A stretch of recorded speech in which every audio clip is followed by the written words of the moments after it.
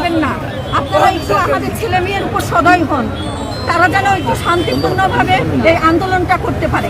আরেকটি বিষয়, আমরা দেখতে পাচ্ছি একজন অভিভাবক হিসাবে এসেছেন, আরো যারা শিক্ষার্থী যাদের অভিভাবক রয়েছেন তাদেরকে কি মেসেজ দিবেন, তাদের কি বার্তা দিতে চান? আমি বলতে চাচ্ছি, তারা যদি সময় সুযোগ হয় অবশ্যই আমাদের এই বাচ্চাদের সাথে যেন এসে দাঁড়ায়, তাহলে তারা শক্তি পাবে, মনে সাহস পাবে।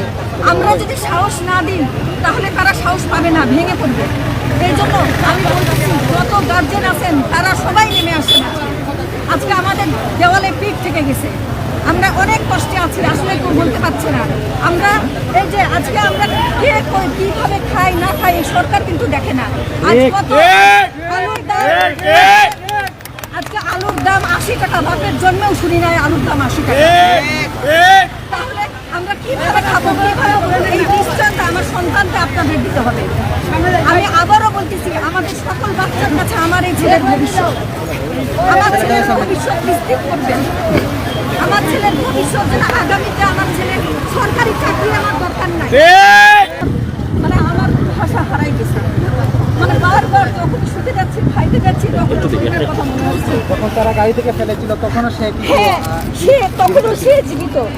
তার মা বাবা হয়তো বা এখন পর্যন্ত জানে না ওর ছেলের কি হয়েছে। কত শুনলাম 300 কত যেন নির্দিষ্টভাবে তারা লাশ দাফন করেছে, তার মারা এখন পর্যন্ত জানে না, তারা এখন পর্যন্ত জানে না যে তার ছেলেরা এখন কোথায়, কেমন আছে। আজ আমার ছেলের জন্য আমি নিচে নামছি, আমার ছেলের জন্য আজকে আমি এখানে আসছি, কারণ সে আজকে বড় হবে, সে বুঝুক যে আমরা কি দিন পার করে আসছি, আমাদের ভাইয়েরা কি দিন পার করে আসছে। আমি চাই প্রত্যেকটা মা যেন রাস্তায় নেমে আসে, প্রত্যেকটা গার্জেন যেন রাস্তায় নেমে আসে, তাদেরকে মনোবল দিবে। আমি চাই সবাই রাস্তায় নেমে আসুক, আমরা এই সুযোগ আমাদেরকে নিতে হবে।